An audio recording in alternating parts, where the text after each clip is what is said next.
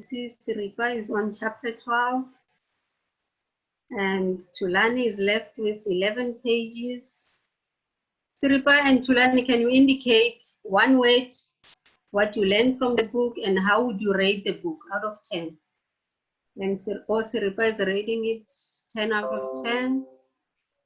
Tulani. I can start.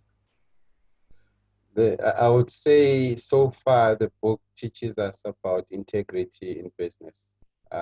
If you have a clear why, then the business is most likely to succeed. Not just the why and the how. And they talk mostly about the Apple guys, where one knows the what and the other one has the how. That team gelled very well. And a number of businesses that they were talking about, especially in the last chapters, they're talking about Walmart and the leader, the founder who started. When they leave, then the organization is left not knowing what was the why, and they start to lose the momentum, and the business starts to fall.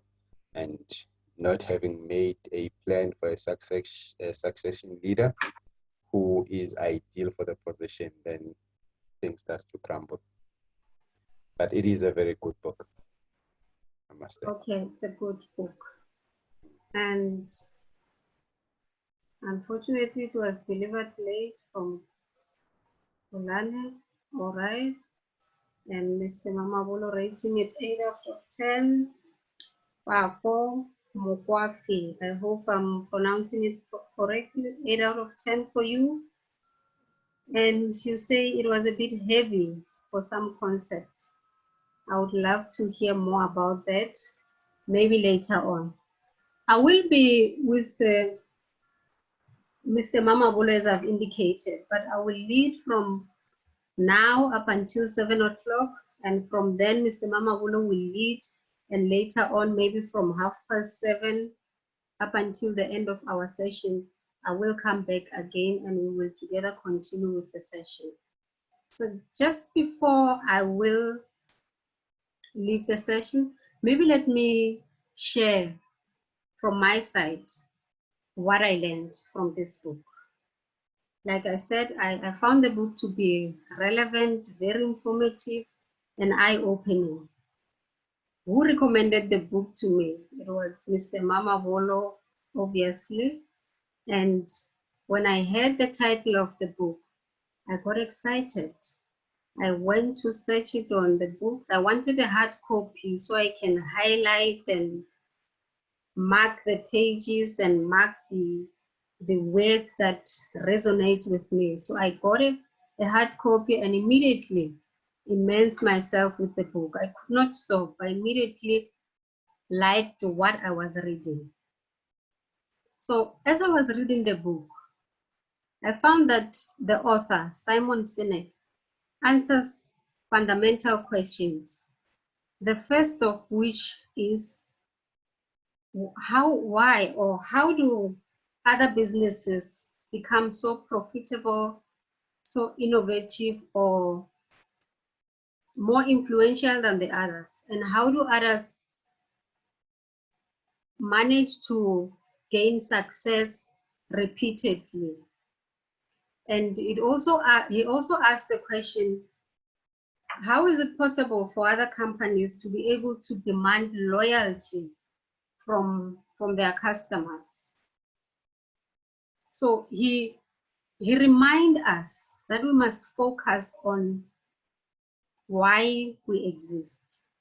Each and every business, each and every organization must start on understanding why they exist. Then the question is, how do you then start with why you don't know it? So he defines why as a purpose or a cause or a belief that an innovator or a leader has. And that why, explain why the company exists. It gives clarity to what gives you the motivation or the drive to wake up in the morning, to get out of your bed, to continue to want to make your business grow. And this motivation should be beyond going to a company other than money. It should not be, the focus should not be money, but it should be something much more than that. So he also talks about the how and the what. So he says, as soon as you know why you are doing what you do, you should also be able to know how you will be doing it. So the how is defined as how does a company do what it does. So how is, it explains why is your product better or different. So what is the end product, the service that you provide or what the company does. So the what part of your company is easily identifiable. In this book, he also talks about leaders and those who lead. He says true leaders are those who inspire others. And he said in his observation, he has noted that all inspirational leaders think, they act, and they communicate from the same level, which is from inside to the outside. That is from explaining why they do what they do, how they do it, to what they do in their business. They start with why in everything they say or what they do. Simon also talks about the golden cycle. So in the golden cycle, he further explains the inside out explanation, the inside out scenario. He termed it an alternative perspective to all the existing assumptions.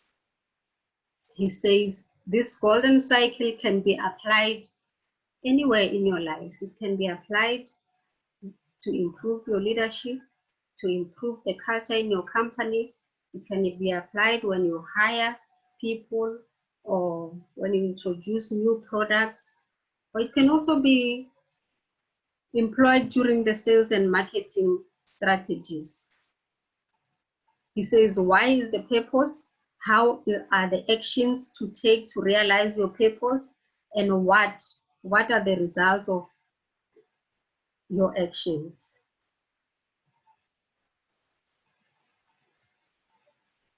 And the quote from the book is, regardless of what you do in your life, the why never changes. It remains the same.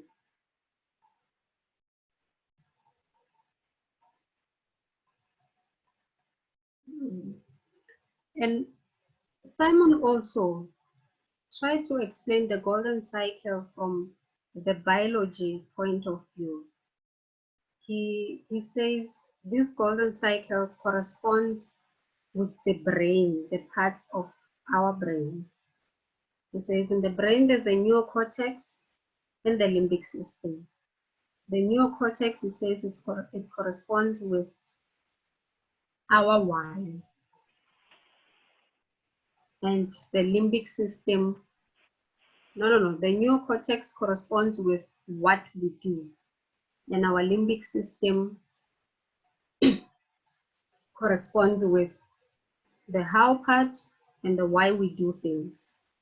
He says, if for companies that market their services or explain what they do from the outside inside, they focus only on the products they do.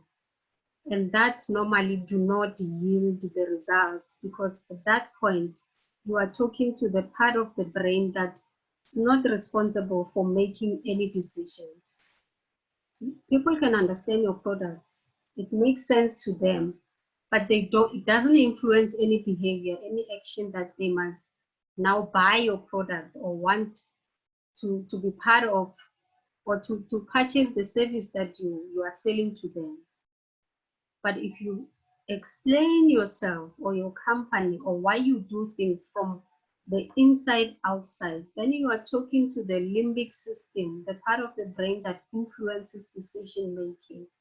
And that will yield results because it will resonate with people who will believe in what you will be presenting to them. Because he says people do not buy what you are doing. Even if it can be something with many features that is more beautiful than what is available in the market. But if you can't explain why you are introducing that service, it's unlikely that you will encourage or make other people decide on getting that service from you. So he also says if a why is absent, then there will be no positive reaction to whatever the response that you are giving to your client or to whatever service or product that you will be selling. People will not interact. So as he has indicated that why is able to produce the results, he also mentioned that success is a challenge for most of the businesses. Let's say maybe you have managed to clarify your why, you know how to do things, and now we can see your product and we have decided that we want to hire or procure your service. At that time, from the beginning, your why and what you are doing will be in parallel. It will be running together, or yes, in parallel. But as soon as the company grows, or as soon as you succeed in your business, that success becomes a challenge. Then you deviate. You find many companies deviating from their why, because now at that time, somebody who has started that company, who understands why they started the company, is no longer able to make decisions. Maybe has had to hire a lot of people to come now and work together in the company. And that's where he talks about the split. You'll find that your what and your why splits. You find that people are only coming to work to manage the systems that are in place, but they are not really looking or chasing the why that the originator of this business was focusing on. I still have more to share, but I think now I must just give you guys an opportunity to just share also what you have learned from reading the book.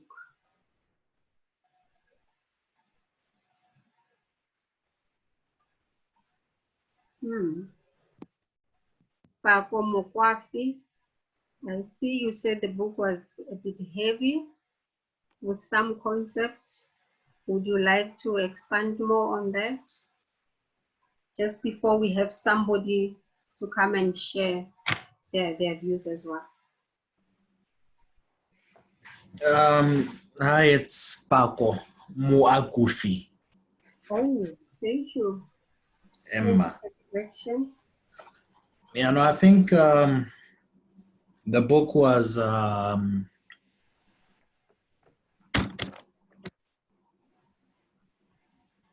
is my video on? Can you guys see me? Yes. Yes. Hello. I think the book, it was quite an eye opener, especially when it starts and describes how people get royalty. You know, I think that's what stood up for me, because I've been involved in a firm or in a place where business development meant buying gifts for clients, taking clients out for lunch. And I discovered through this book that it's manipulation, you know, and it comes at a cost. So I had to really question a lot about what I have been doing.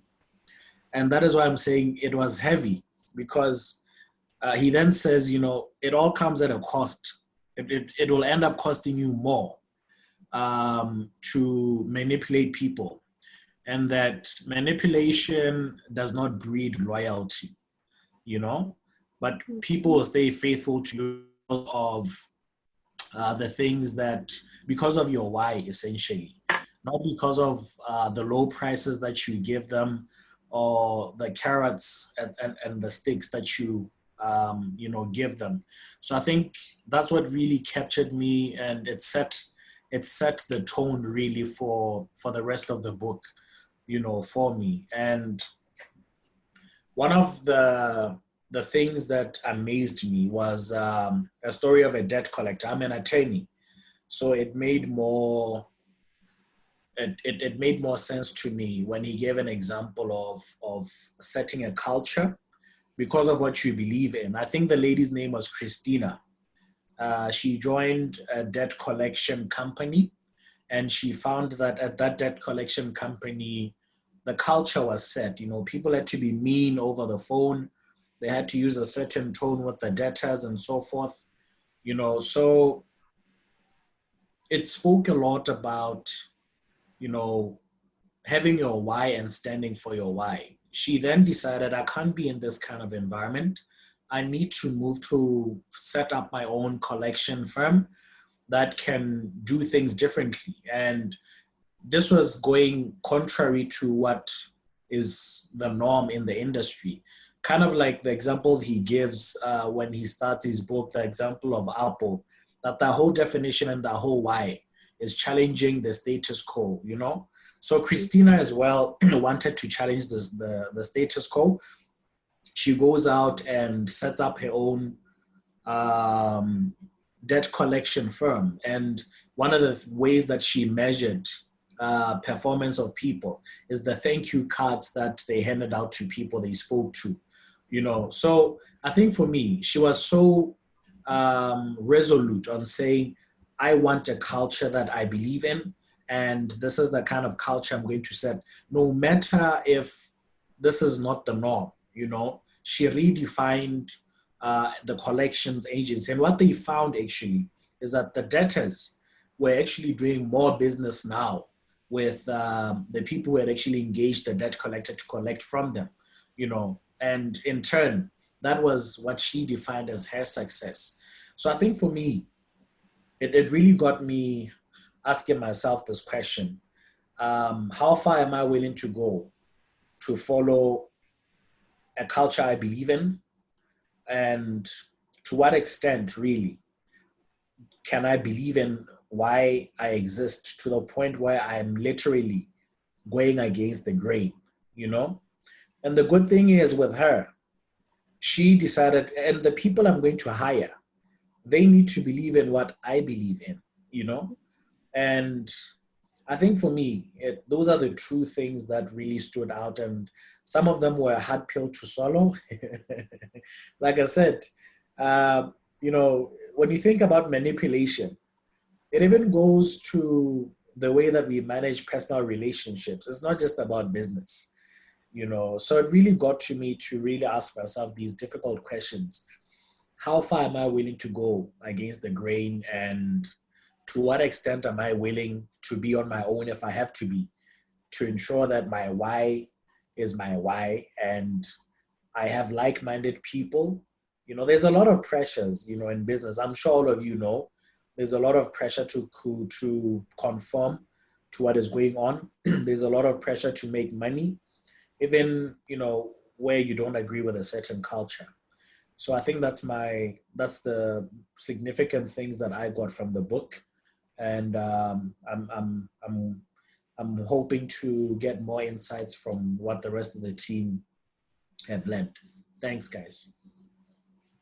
Thank you so much for your input. As you were explaining it, you also reminded me of what he termed the law of diffusion.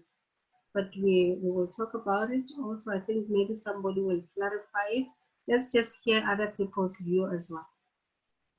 I see from the code, Mr. Mamphiswana says, I read the book in 2016. I would rate it lower now. Why the change? We're still excited about the book. You're still giving it a higher rating, but now you are going lower. Would you like to share more about that? Yeah, thank you very much, and thanks for sharing your insights and your perspective. The same with Paco as well. So I read the book in 2016, and it is a great book. I think in terms of clarifying the concept and the position, so that is really great from that perspective, But I think my experience now in the last 3-4 years, is that the aspect of why it's I don't think it's something that you always start with. I think it's something that you actually get to discover as you go along. So I think that's one of my my mini critique on the book, that sometimes you can wait to have the why, but the why emerges over time, and the question then is, how do you balance? And I think part of my perspective on the critic is, I've actually read his later book, of which I feel his conceptualization has moved into a very good level. The latest book that he released last year, called The Infinite Game, which I think it really moves what he was trying to build, and even the number of examples that he has in the book, there are a lot more, and I feel the concept is a lot stronger. But I think that's where I have the many critics. It is a great book to conceptualize and strive, that even when you start, while the why is not clear, but you are on the search on what that why is as you move along. And I think that's something that, I felt it doesn't come out very strong in the book, in terms of, as much as, the book starts with why, but sometimes you might not have the why when you start. And then the question is, how do you then go about, finding the why, and then building up as you move along. So I think that's where, I've found to be a gap. But I mean, I really enjoyed the book when I read it, and it did challenge me quite a lot. And as I've said, my experience now is the why is it's just like purpose, It's easy to say have a purpose, but purpose is also the thing that you go out there and interact with the world, and then have the opportunity to figure out what that purpose is. And I think also on the why, it is the same thing. So I think the challenge I'm putting forward is, even when the why is not clear, please start, and then but be on a pursuit to figure out what that why is, and invest the necessary time. But let's not wait for it to become all clear. I think we will miss out on a lot of opportunity. Even the guys that is picked up, like Steve Jobs, yes, their whys became clearer over time. But I don't think they entirely knew what they were doing in the 1970s. They were just tinkering around and trying to figure this and that. But over time, it became clearer. And when you write it at the end of their lives, then it looks amazing to say the particular person is clear on the why. But it became clear. And for us who are starting, then how do you then make sure that you start even when the why is fuzzy? So I think that's where I say I have that mini critique, but it's a great book. And even when you see the recent book, you also appreciate Sinek's maturity, right? Like he's really grown quite a lot, even in the concept and in terms of what he stands for. And that is really great to also see the author who moves from point 0 and now at point 5. And this is why I typically encourage people not to just read one book, from a particular person, but to actually read, all the books and see what their evolution is over time, how they change their minds and how they challenge themselves as well. But it's a great book, but it's a start, and one must build on that and move towards the discovery. So I think that's my perspective.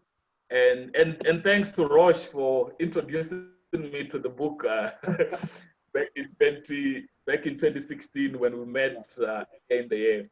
So, but I'll challenge you to read, other books that he's written, so that you can appreciate his full concept. Because this book was just the beginning of him, engaging his ideas. I think it's a lot more fuller when it comes to the infinite game, where he expands on some of these things. I hope I didn't discourage you from. No. Rendani, I don't know if you guys can hear me, but Sabata had to go, but she'll come back. But let's rewind to 2016 when you read the book, because that's where everyone is, and they don't have the benefit of hindsight as you do.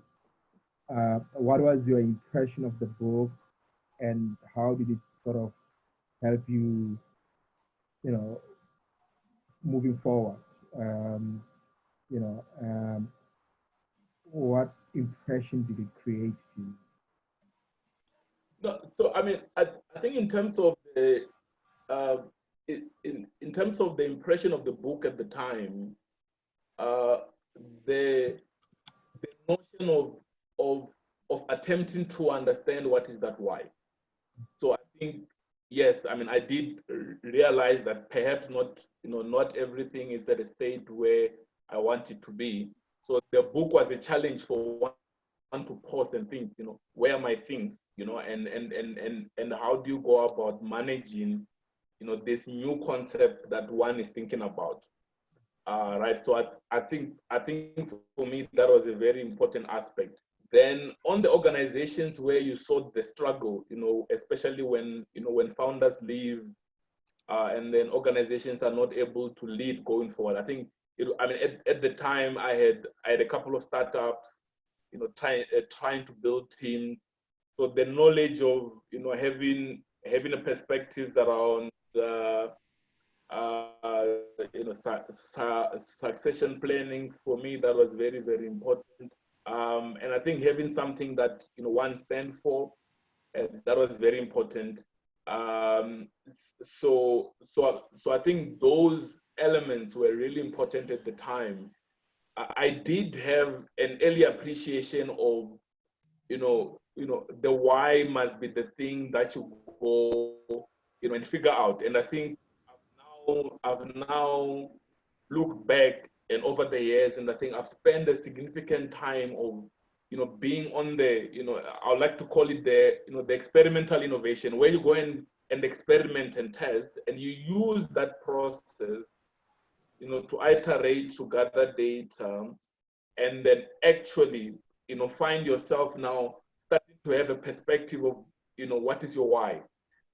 One of the things I was reflecting on the other day, and around 2016, I didn't like the idea of saying, I want to be good in one thing, I found it, a very terrible idea that, I must choose one thing, but now I've become very clear, especially around innovation, that actually I just want to do that for the rest of my life. And I realized that I don't have time to be doing 100 things, but now I have that appreciation. But in the beginning, I didn't quite appreciate that. And I think the process of engaging allows you to also figure out, the kind of spaces where, how you want to operate. And the reality is you don't necessarily have to do one thing. I mean, I've been watching a lot of Elon Musk and Peter Thiel now.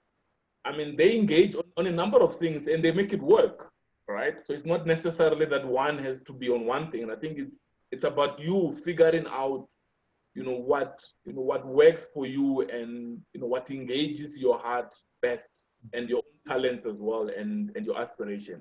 And I think that's a personal journey that all of us must invest in, But I think it's a very good book to challenge you, and I'm happy to hear that people are challenged, Yeah. But I think what I want to add is it's not enough to be challenged. You must start to wake up and say, but how do I drive my life differently? So you mustn't feel bad if the why is not clear. Don't go and close your business just because the why is not clear. I think let's touch on that a bit later. I was hoping we can actually discuss that part a bit later when we critique the book, but No, that's fine. I've noted it here as well. Let's see who else has read the book. Mr. Punena, are you fine? Do you want to contribute? Mr. Punena? Yes, I'm here, Doc.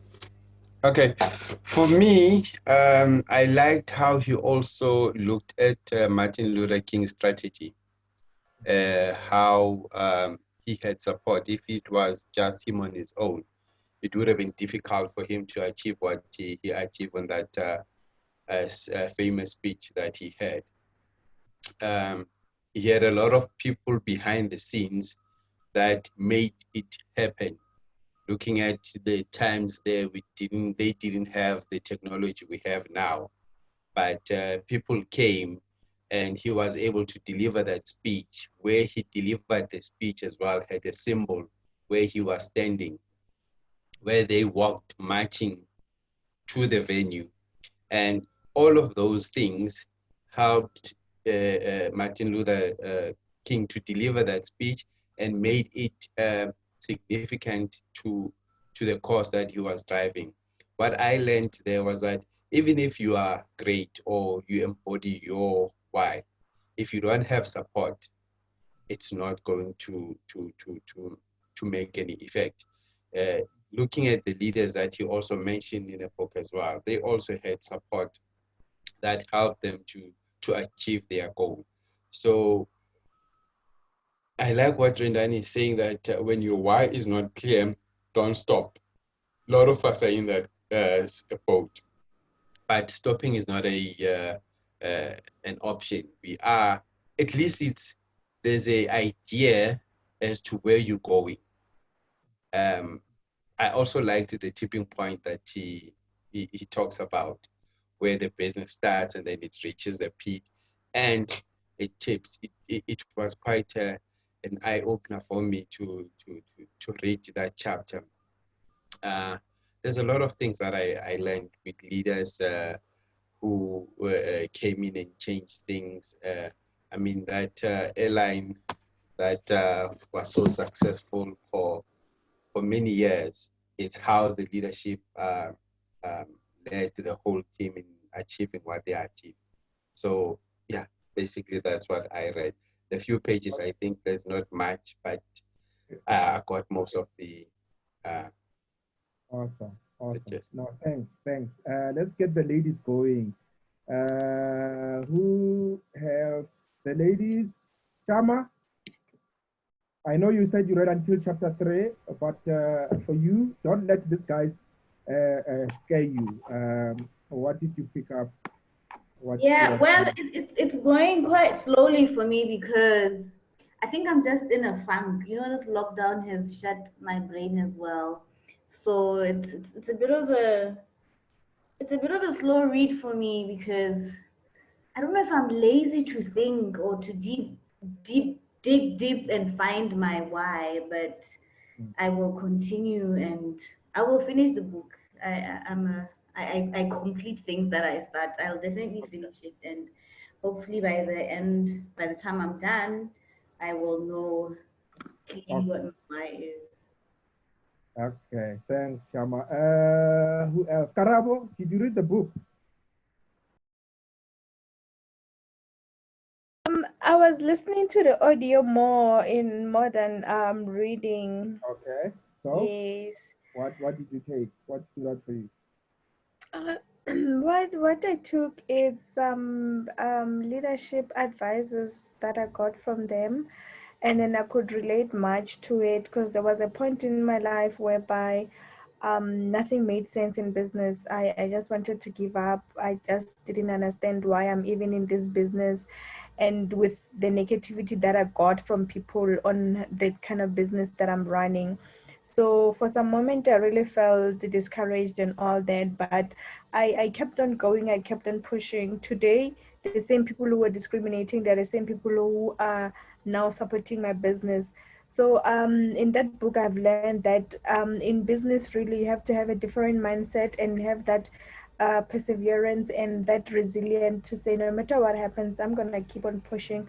So the book for me, it was a confirmation to say I am on the right track. Whatever challenge that I'm facing, all the business people, they go through it and they conquer it.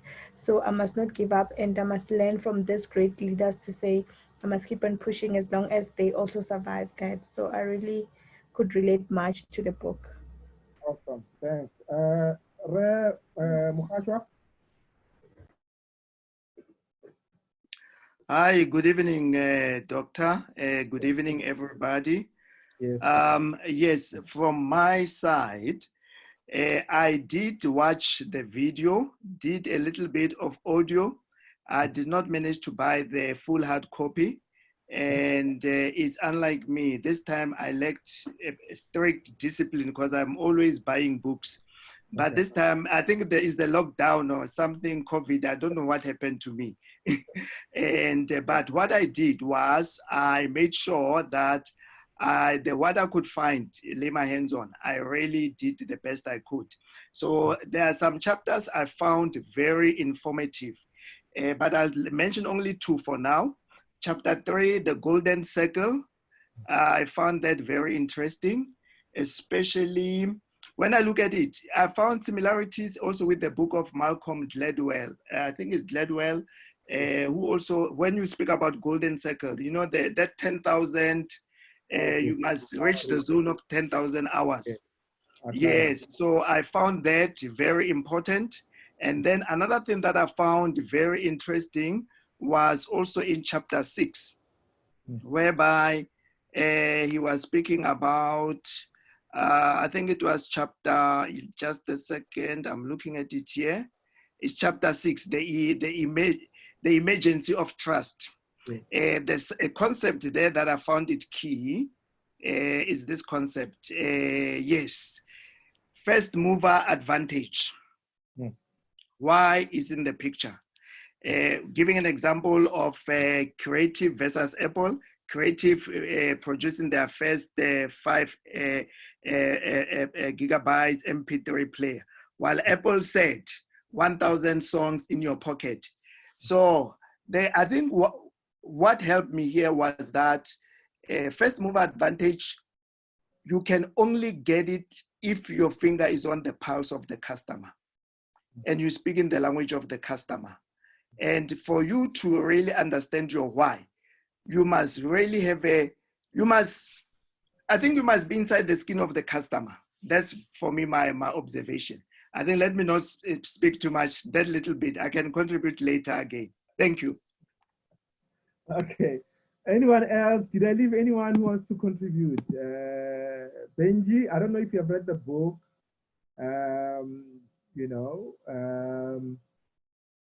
And if you want to add, Mr. Ntshabele. Okay. Doc, I'm here to listen tonight. Okay.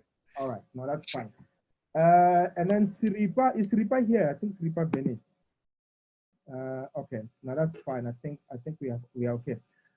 I read the book, and I read the book quite a long time ago. I can't even remember. And I think for me, I saw the talk first, the TED talk, and then I got the book. And I think for me, even though I knew what my why was, because I think sometimes we know what our purposes are, and sometimes we don't, of course. But I sort of got to understand my purpose, earlier. But I had to kiss so many frogs first before I can get to my prince, to my queen. But I think when I got to sort of understand what my purpose is, I think along the way, and I think what the book did for me is along the way, you tend, that I think Paco alluded to that sometimes you find that what's fashionable, what's making headlines, what people are pursuing is not necessarily in line with your why. And I remember I knew what I wanted to do, but I was not so sure if this, doing this would really take off, or is it worth doing in the first place? And I think what I've seen, and I think for me, the why was cemented when I was doing my master's degree, and we had a lecturer who was giving us entrepreneurship, and I was quite blown away because I've always been passionate about entrepreneurship, but I didn't know that you can actually teach this thing and do this thing as a career. I mean, back then, before entrepreneurship was this fashionable, before there was even a master's in entrepreneurship, right? And I was quite blown away because I always knew this is what I wanted to do. But when I found that actually you can actually do this as a career, as an academic course, but also as something that is viable, I think it sort of cemented my why. And when I read Simon Sinek, he sort of also took it to the next level to say, actually, you know, and Paco, to your point, you know, stay true to your why. Don't let the outside forces and the noise dissuade you from your why, even if your why is not the sexy why that everybody's going to make noise about. But stay true to it. And I think for me, what the book does, it came at a time where I knew what my why was, but I think what it did, it sort of says, son, you are on the right track. Don't even think about taking a short left or off ramping. This is it, right? And I think everything else that I've been doing, books, mentorship, whatever, has been around the why. And yeah, it's quite an amazing book. I was actually reading it again, I think for the 4th time now. And and I think for me, you know, it's not a well-structured book, and we'll get to that, but I think it sort of said to me, and I think Paco spoke about it, besides the price, besides the frills and the look and feel, besides everything else, why should people buy your product, right? And then I asked myself, and I took it even more personal, right? To say, but why am I with this woman that I'm with, right? Besides the fact that she's beautiful, and yes, she is beautiful. Besides the look and feel and the outside things, why am I with her, right? What is that why that she's offering? And also, what is the why that I'm offering? What is the why that I'm putting on the table? You know, the looks, all these things over time, they will fade away. What is that thing that will keep being constant and it does not change, right? And it sort of brought me to my values. What are my values? What are those things that, whether things are in fashion or out of fashion, they'll remain my why. They'll remain, you know, the core to me, central to me. And I like the fact that he gives examples of when Apple started, it was challenging the status quo, right? And that remained throughout the years. Everything that they do, whether it's in phones, in laptops, anything else, the why doesn't change. It remains there over and over and over again. And I love the fact, and I think Sabata also mentioned it. She mentioned the fact that you can actually, I think Simon Sinek calls it the split. You can lose your why. You can lose your why, and when you lose your why, you know, things that, like a glue, like a magnet. Once the magnet stops working, everything falls apart. So yes, I mean, there's more that we can talk about. I don't want to hog the stage. Rendani, what, and I think Mogashoa alluded to the outliers, to the fact that this book reminded him of outliers, the 10,000 Rules. I mean, you have read quite a lot of books. What did this book remind you of? If there is any other book that this book that you have read before, are you able to tie it or connect it to any other book? In terms of connecting to, in terms of connecting to other books, I think okay, so there was so there is a linkage with The Tipping Point, which Malcolm Gladwell wrote as his first book. in 2000. So I think that that's important. The concept of why, and I want to highlight this also. I mean, not necessarily the concept of why. What you find as you engage literature is that different people call these things in their own way, right? And for those who were in, I mean, in the last classes that I've taken through for innovation, you know, the concept of why also align with the jobs to be done theory, of which that is what Christensen has done, because it's really about, you know, what is the jobs to be done? Why must someone buy a product? You know, which he wrote in Competing Against Luck, and I think in How Will You Measure Your Life as well, and I'm trying to remember, but I mean that concept runs through even the prosperity paradox that Ifosa wrote. And I mean, I want to emphasize this point of, you know, different people conceptualize these things differently, right? I mean, for a number of reasons, because I mean, each person wants to have their own, you know, conceptual underpinning, you know, something that they can build on from their own perspective.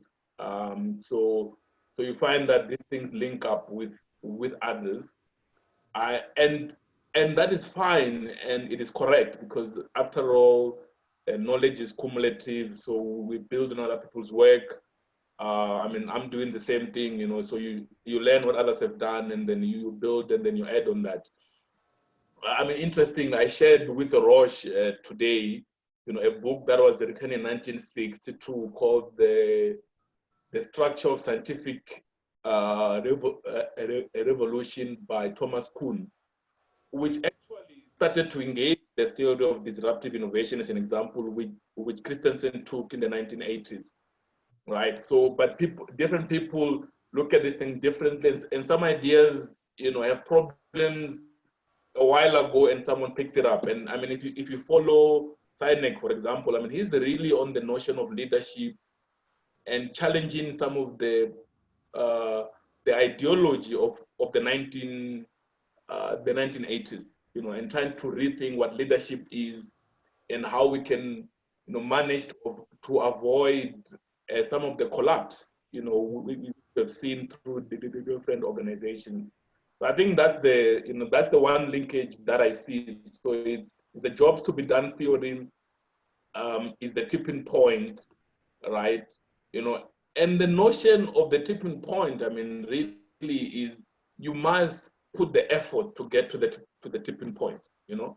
And part of putting the effort is that, you know, you can go through a number of years when there's no clarity. I mean, I saw one of my friends, you know, Roche earlier on saying, you know, you can go through 4 years of seeing nothing, you know, and you can give up in the 4 years because you're not yet at the tipping point.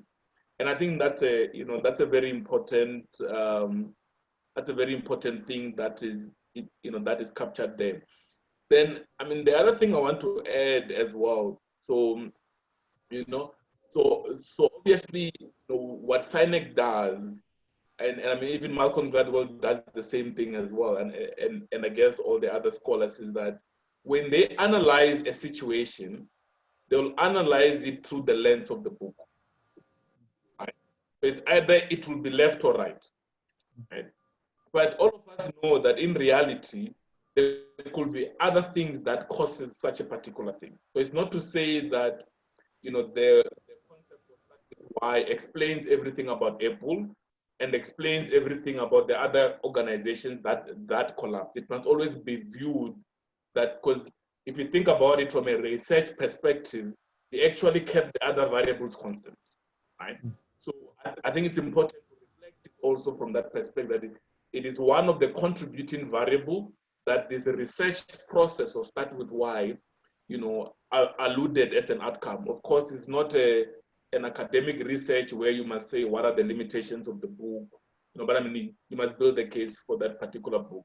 So I think it's important that when we look at Apple, yes, the aspect of why was important. But it's important to know that there were other many aspects that made Apple what it is today and made it a great company. And that there are other things that makes a great company than just having a why. Why is one of the ingredients of many. And depending on what kind of industry that you're in, there could be more things that are needed for you to be successful in that particular place. So these things must be viewed, in context of a basket. Okay. It's an important variable that we need to think about. All right, awesome. Mr. Kunene, any book that you have read before that this book reminds you of?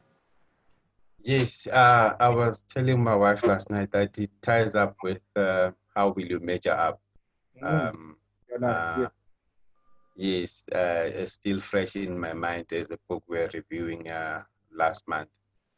Most of the things, how they put it in different ways, but it's basically the same with how will you measure up. It says, what are you hiring that particular thing for? That is the why. It put in a different way. So yes, that's one book that I think will tie up with this book. Awesome. Anyone else who wants to add? So far, when you were reading the book, what did it remind you of? Yeah, I mean, I think the closest is what we read last month. How will you measure life? And Clay talks about purpose. To a large extent, he talks about purpose. He talks about strategy, intended strategy, emergent strategy. But to a large extent, how will you measure a life is really about what is that purpose that you want to measure a life against. So I think to a large extent it's that. And of course, there's Gladwell, tipping point, 10,000 hour rule, and also competing against luck by Clay Christensen as well, where he goes deeper into that. But yeah, if you had a chance to ask the author one question about the book, what would it be? Or what is it? What is this question that you have been having as you were reading the book, and you somehow think it's not really being answered properly, or you feel if I had a question I would ask this guy, what would that question be? Or what question is it that we're not discussing that you felt you had in mind as you're coming through, you were feeling you would like to see that question being answered about the book? Can I comment? Is Mogashoa? Yes, Mogashoa. Yes. Yeah, I had something in mind all along as I was reading what I found on his book and the videos I've watched of him, and I felt like he's not addressing the money issue, the profit issue. In business, it's nice to have a good purpose, higher calling, higher purpose, but you must make money. You need income. I mean, you can't work hard and have a higher calling without income. Higher calling does not pay electricity.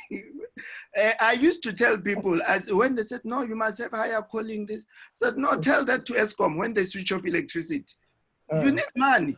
I'm sorry to say it. Sorry, doctor. I can see you are in the same class, very recent. But also one more sentence is that this book also reminded me of one other book I read many years ago, In Search of Excellence. That's what I wanted to also comment. Thank you. Okay, now thanks. Anyone else? Any question that you had in mind that you felt, you would ask Simon, or maybe you can throw it to us. Yeah. Rosh, I think for me, I mean, the story of Apple, it's a very complex story, and I've read it from different angles. And I really do wonder, I mean, if things didn't work out as they worked out at Apple, you know, what material was Simon going to use to build? Okay. Okay, Rendani, because I can see you are driving me there. Let's go there. Let me just go there once. Okay, what are the things? If anyone else wants to throw in the question that you feel is not being answered, but I think Rendani is driving me there, and I'm also looking at the time. What are the drawbacks of this book, or if you were to criticize the book constructively so, or what is it that the book lacked that you felt? And I know, Ramkhashu, you've already mentioned that the money issue didn't come through, and I didn't actually note it down. But you're right. The money issue didn't come through, and I think in the book he mentions that you know, money is the result. It's not the cause, or you know. But I know, you know, from your perspective, it's important. But what are the things that you guys felt could have been done better in the book, or could have been improved? You know, what are the limitations of the book? I mean, I acknowledge the rating that you gave the book at the beginning. You rated it very highly, but you know that two that you didn't rate Simon Sinek. What is that two for? Rendani, you said you'll rate it lower, and I think you have elaborated. But let's go back to that. Or if you were to give Simon Sinek an advice about the book, or the drawback of the book, what would it be?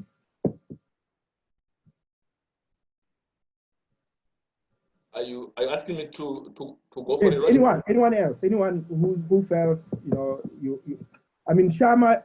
Maybe if I get to you, Rendani, Shama. What was, you know, when you what frustrated you about the book? If you were to critique the book. Well, I really can't say there's anything really that frustrated me as such. I think it's just, I just really haven't read much. I haven't really gone that far into the book. But I think for me, also the thing that really stands out for me is why, again, ties in with knowing your purpose. And if you know your purpose, it's very easy, I guess, to align it with the kind of business that you're into. And I think somewhere, I've also watched like the YouTube clips and maybe a TED talk here and there. And then where I think he said you need to hire people that you have inspired. So basically people that work for you should read. So basically, if you understand your purpose, it's easy for you to teach it or share it with your team, as opposed to people who are coming in to make money, but people who are coming in enjoying and understanding where you're trying to go as a business. For me, so far, I think that's how I can interpret my understanding. Okay, thanks. Botang, you are quiet. Anything you want to add? Are you okay? Yes, I'm okay. Thank you very much. I haven't finished reading the book too, but I was already following Simon Sinek on LinkedIn, and I have also followed some of his posts where they were reviewing the very same book. I went into YouTube to watch the videos whereby they were reviewing, and I think for me, I will say for for the past years, I would buy and sell items, and then I would go on Facebook to advertise those, and I'll be calling myself an entrepreneur doing international procurement because I was getting those items from China. But when reading this book, what stood out for me is the golden cycle. So why have I been doing this? I was just doing, because I was able to procure from those countries. and then what and how. I didn't have those, because even right now I am stuck, I would say that, because I didn't have a very clear vision and a pathway which I was following. So yes, that's what this book is helping. And then I'm also looking into finishing it so that I can appreciate the entire book and be able to move forward from being stuck, like I'm saying. So yes, that's what I can say. You must move fast. We are going to the next book now, so you must finish it very fast. I will do. Karabo, any critique, something that you frustrated you about the book? Anything that you felt maybe could have been done better?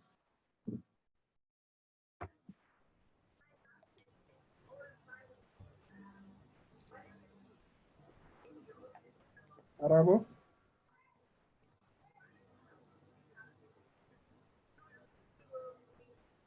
Okay, Karabo is shy on us now. We can't hear you.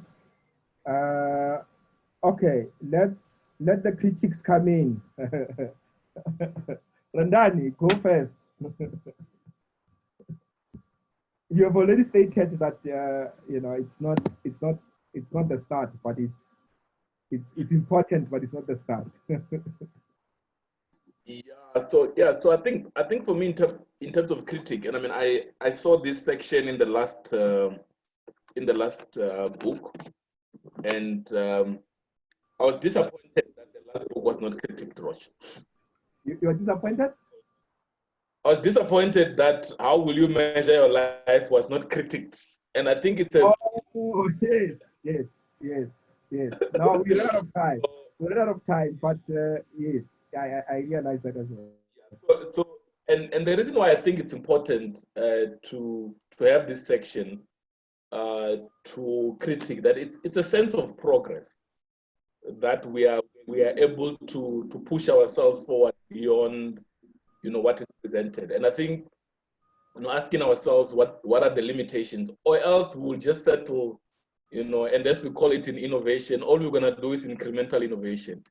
So I think if we want to move forward, we must be able to say, but how do we move beyond what was presented? How do we move ourselves even more than that? So I actually was very excited when I listened through the Zoom section that we are allowing ourselves to critique. And even when you look at, like, for instance, around our political leaders, especially those who took us through their liberation, there's a sense of not wanting to engage them and make those criticisms because we feel like we must be nice. Of course, it must be done in a manner that has a great deal of respect. But the notion of critique is to move us forward, so that we can build on that. Yeah. So I think my one critique, of the book is, two, is that it does not tell us, how to start with why. I think that's an important point, that, how do you then go about it, right? And part of that, taking into account some of the struggles that the people here have indicated, the struggles of you must still eat, the struggle of you must still run the business, because, you don't just start and run with why on its own like that. And the other critique, for me, is there was a massive over-reliance on Apple. And almost you get a sense that the aspect of having a why at Apple was rated so high as the thing that made Apple what it is. And I mean, the reality is that is not true, right? There were many other things at Apple that defined Apple as we know it today, right? So I think those would be my two critics. And but yeah, as I said, at the same time, I mean, you must write a book, you must build a concept, and then get it to market. So, and I mean, that's important. So you can't research on everything, but it's just for us to take note of now that when we get out of here, you know, don't think, you know, having a why, you know, gets you everything done. Right? It's a pillar of your life. You know, that there are other things as well around that. So it's not a critic to say throw the book away, but it's to say understand the book in context and what its limitations are, so that we do not get out of here thinking that this one thing, if we get it right, then everything is going to be shanana. Right? It's just one of the things that is part of the basket. So that would be my Awesome. my. All right, thanks. Sabata, if you were to criticize the book.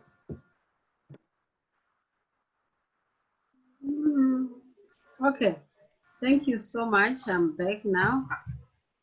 Remember, for me, I'm still excited about the book, and I haven't. Yeah, there's this saying that sometimes you get to choose or opt for another things because you see the options available.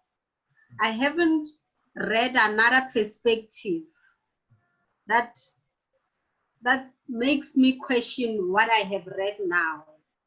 I appreciate other speakers, and I also know that they have also read a lot of books, which makes me want to read more and get different views or different perspectives.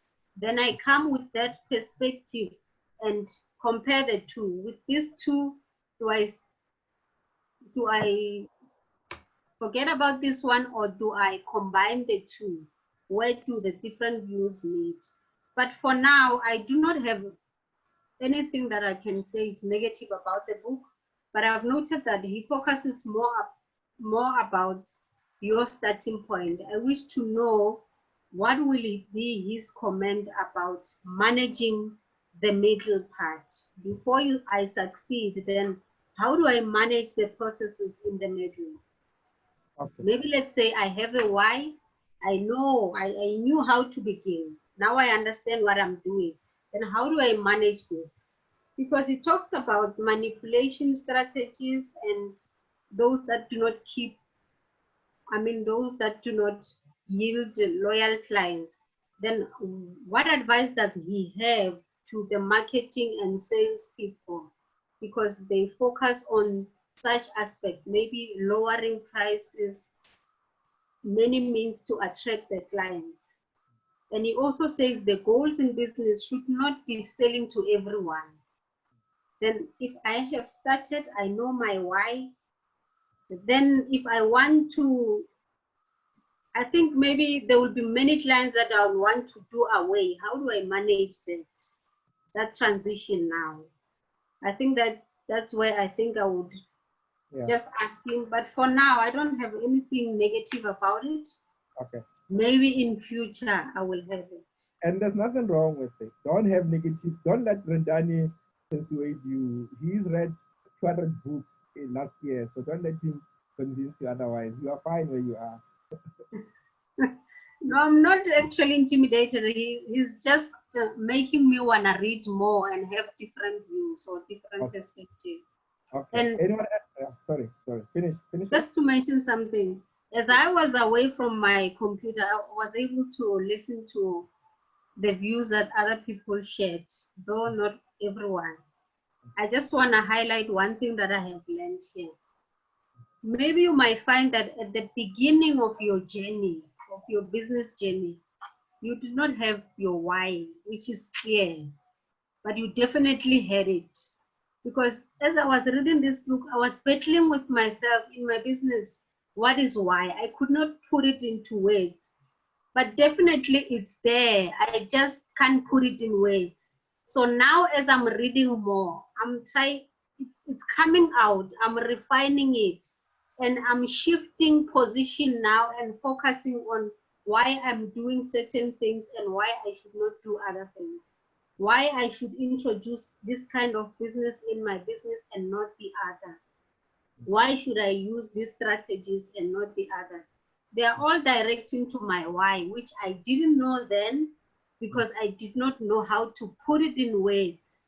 But now as I'm reading, then I become a better person now. I know me, this is why I started the business. I think each and every person has a reason why he does something. But because of lack of better communication or better ways to can define what you are doing at that particular point, it will seem like you don't have your why, but it is there. There's a reason why you started the journey. You cannot just start your vehicle and say, I'm just going, I will see where I will end. Yeah, that's just Awesome. what came for me. Awesome, awesome. Thanks a lot. Thanks. Let me just wrap up. I think we are almost done anyway.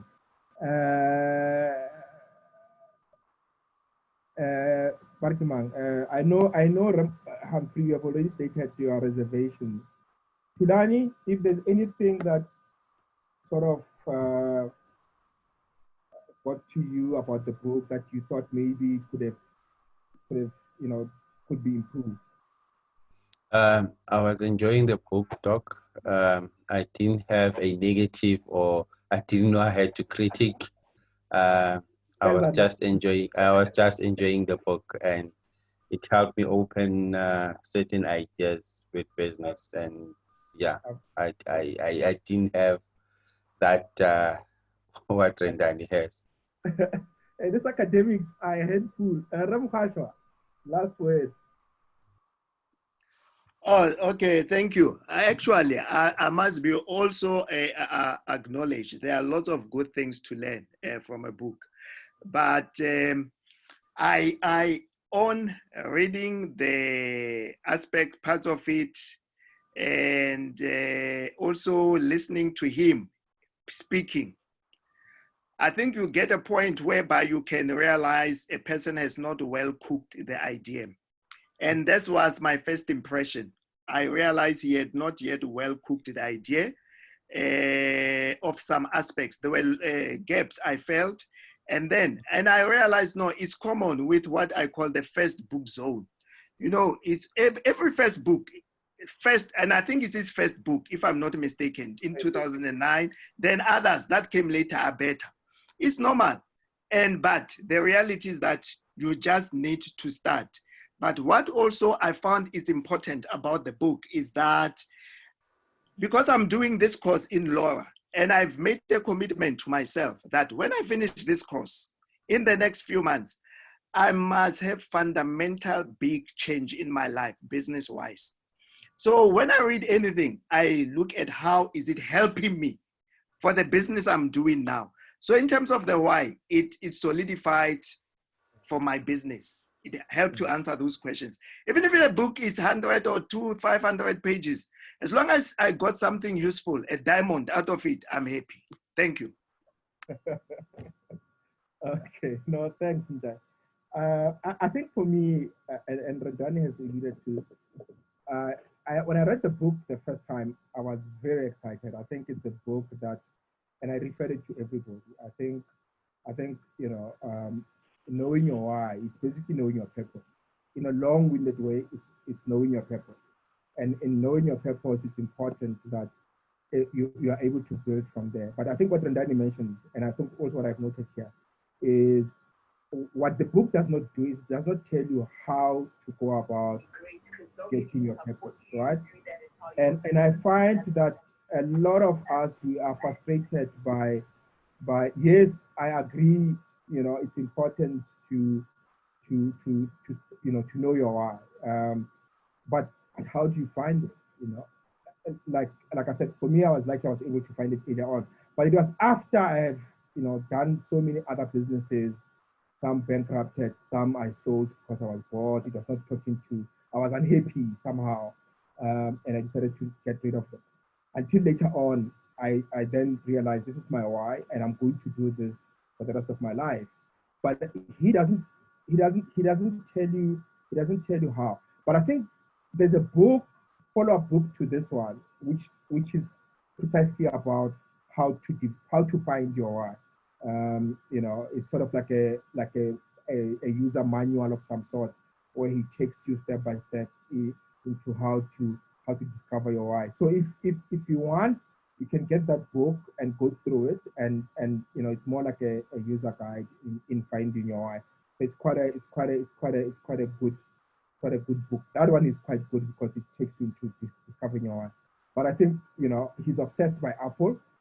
You know, I just felt that at some point, as I was reading it again over and over, I just felt that he's repeating himself over and over on Apple. He loves Steve Jobs. I think he must have been very shattered when Steve Jobs passed on. He loves Apple. He loves Steve Jobs. You know, so I was frustrated by the same type of examples that he was. Yes, he tried Microsoft here, Southwest Airlines, Harley Davidson, but he didn't tell us about Harley Davidson. I wanted to know about Harley Davidson. You know, I was a bit frustrated with that. Tech companies, he loves tech companies, so you can tell this guy is more of a Silicon Valley guy, and he loves tech companies. And I think for me, I think when I read the book for the third time or fourth time now, I kind of agree with what Remkhosh is saying. You can tell that this is the first book. He was excited by the book, you know, and you can feel the excitement in him. But I'm sure if he was to rewrite the book again, he will cook the book slightly different, more measured, so to speak. It's an amazing book. It's an important book. You know, I think for me, any business needs to have that why, purpose, mission, vision, whatever you call it. It needs to be crystal clear. I think that's the message that I'm taking. Not only start with why, but crystallize your why. It's important that your why is crystal clear. And I think for me, I mean, there's quite a lot of things. And I think why you need to know your why. There are so many important reasons there. But yes, Rendani, it's not the only thing. There are all other variables in the cooking pot, you know, as you're cooking this thing. But I think the important ingredient in that cooking pot is the why. Why are you doing this? And I ask this all the time to entrepreneurs that I meet, you know, to people who come to me with a project proposal. I ask them, but why? Why are you doing this? Is this fitting with my why? Sometimes if it's not fitting with my why, I see it as a distraction. It's taking me out of, you know, my area of what Warren Buffett calls area of competence. It's taking me out of my area of competence. And it's sort of like a distraction because I think I have a sense of what my why is. It's development work, anything related to development work, you know, one way or another, I'm there. So yeah, I don't know if there's anyone else. Kudani, you just joined now. I know you came earlier, you left. Is there anything you want to say? Are you fine? Should we proceed? Can I give over to Meh? Are you okay? How are you? Are you good? I'm good, and how are you, Royce? I'm good. Welcome. I haven't seen you in years. So you guys, you graduate and you vanish. You make money up there and you don't even come and offer us shareholding in your businesses. What's up with that? No, unfortunately, fortunately, I was a human incubator for a while. So yeah, that's the reason I've been off days. So you're incubating something. Oh. Yes, enjoying motherhood and all that. Oh, okay. So you're a mother now. Congratulations. Yeah. Any thoughts on the book? Did you read the book? I did, but I'm not done. But I don't have any thoughts.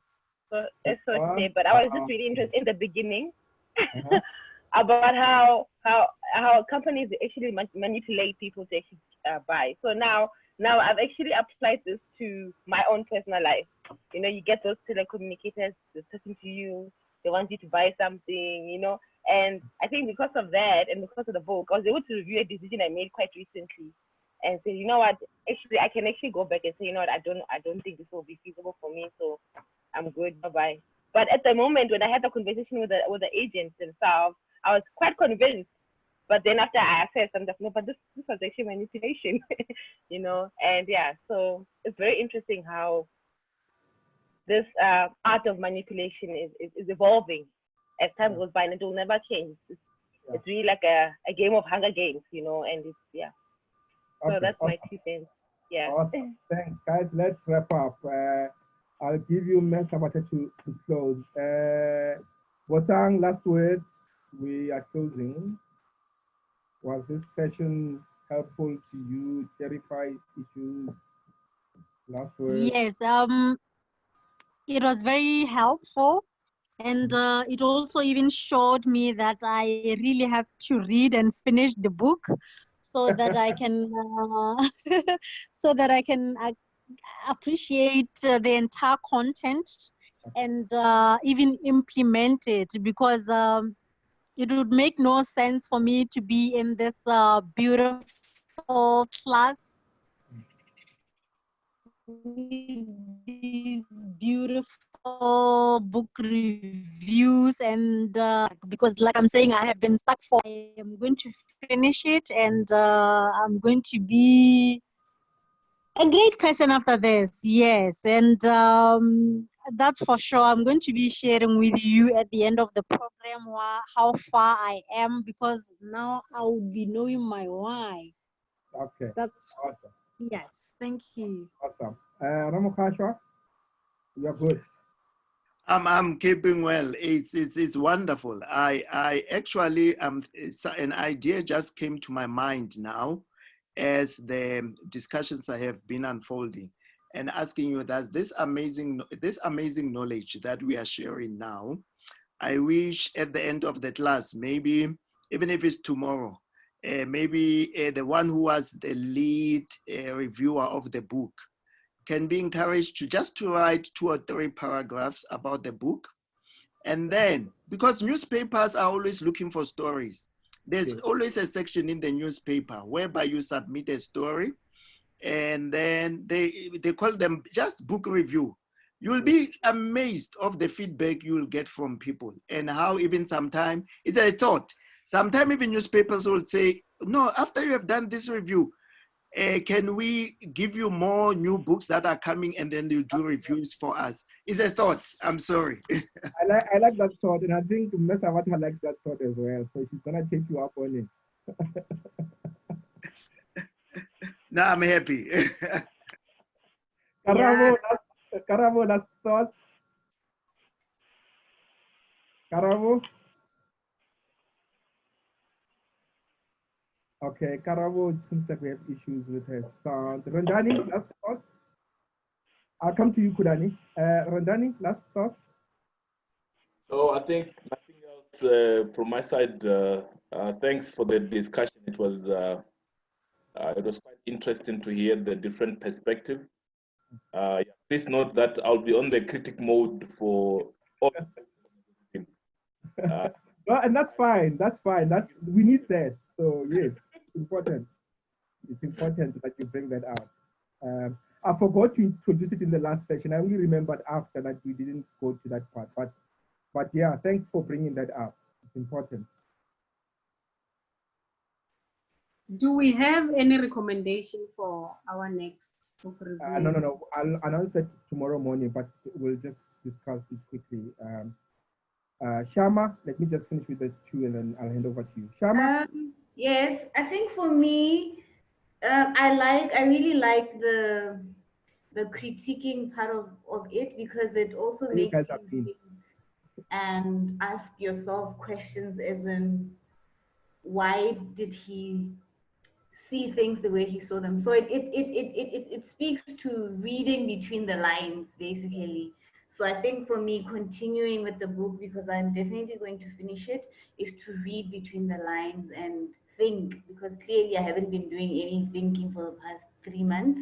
So going forward, I'll really engage with the book as in wonder and ask the questions, the right questions. Yeah. Awesome. Thanks. And then one more thing. Oh, sorry. Yes, finish. Yes, one more thing. I think earlier on, when Sabata was giving her thoughts, what I caught was the part where she says, in the book, it says that the why never changes. So I guess it remains the same even as you go. So again, it goes back to the issue of purpose. If you discover your purpose, even no matter what business you get into, the purpose still remains. Okay. Yes, thank awesome. you. Thanks a lot, Shamak. Mr. Kunen, last thoughts before we go? No last thought. I enjoyed the book and looking forward to the next one. Awesome, awesome. I'll finish the last few pages and I'm done with it. Okay. So the idea, before I hand over to Sabata, the idea is that next month is in South Africa is Women's Month. So the facilitators are going to be women. I'm sorry, guys. I know Tulani, you're keen to go. You will do September. Rendani, Don't worry, Doc. Don't worry. You guys are coming. I'm letting you up. Now you are coming. You'll be facilitating. Next month is ladies who are facilitating from the beginning to the end. So it's Women's Month. I don't know, Sabata, you finish? Close off. I don't know if you have any thoughts. I don't have any additional thought now, but thank you guys for sharing your views. And first and foremost, thank you for just creating time to read this book. And thank you for having this time and allowing yourself and us to discuss and critique this book. Thank you so much. Thanks. Guys, thank you very much. The next book I'll announce tomorrow. Can I just get a sense from everybody? Is it fine if you know, and me and Rendani, maybe Rendani will agree, and maybe Remkhash will agree. Is it fine if we do it one book a month? Can we speed up maybe two books a month, or is this one book a month fine for you? Should we be patient with you? One book, depending how big it is. This work as well. Agree. I agree. Is it one book a month fine? Hey, I feel so frustrated. One book a month. We can read one book a month. Oh, well, okay. Yeah, One book a month is fine. I think, yeah, it's Mogashoa. Yes. Yes, I think for now, Doc, yeah, maybe for now, just one book a month so that other colleagues don't feel they are being, you know, we are moving too fast. But another thing that I think that's why I said every time I listen to your sessions and everybody, I keep having ideas. And because I think another thing, if you may, Doc, look into the possibility, one of the sessions, I'm sure there are many people interested in seeing this great work. So that more people can come online. And so maybe you can even let us know ahead if we are allowed to invite other guests to listen. Yes, so that is for the future. Thank you. No, Ramkhashwa, it's open to anyone, you know, as long as they can complete the online application and they are part of the email list. So it's open to anyone. Feel free to invite anyone, even with the next book that's coming. I'll share tomorrow, but feel free to invite anyone to come through and be part of it, as long as they're going to read, of course, and we have a discussion. So yes, it's open to anyone. I think we'll do one book at a time because I don't want to rush people. Maybe next year we can pick up speed and momentum. But I think for now we'll just do one book at a time. One of the things that we're looking at is actually with some of these books, and maybe you guys can also feel free to, I know there's a section where you can contribute the books that you think we should read. At the core of it is those books need to be accessible, because I don't want us to be spending 2 weeks to keep, you know, searching for a book. It's not easily accessible. It takes forever to find. So you know, the books that I try and recommend are those that I know you can go to specific books and find it easier. If it's not in your own branch, they might find it in other branches around. So those are the type of books that we look at. One other thing as well in closing is, one of the things that we're looking at is to invite some of the authors who have written the book. So the idea is that we review a book in advance, we read the book, and in this session, we actually have the author come in there, and those critiques that Rendani will have written down, it will be between him and the author, you know? And so that's what we're looking at. If it's not the next review, it's the other one. But the idea also is everybody has a chance to facilitate this session. So, you know, next month we can say it's, you know, it's, we don't know, we'll see how it goes. And so we'll interchange. But at some point you're gonna have to facilitate a session. Sharma also, you know, so we're going to interchange with the facilitation of the session. So in the absence of anything, check your emails tomorrow morning, and I'll sort of announce the book. I'm gonna try. It's difficult for local books because some of them might not necessarily be available in Botswana. But if there's a way, because I think now we can courier things to Botswana. I think if the courier services are open, if there are books that are difficult to find in Botswana, we'll try and, you know, arrange with the guys here to get them courier to that side, or maybe they can ask the exclusive books that side to get the books to them.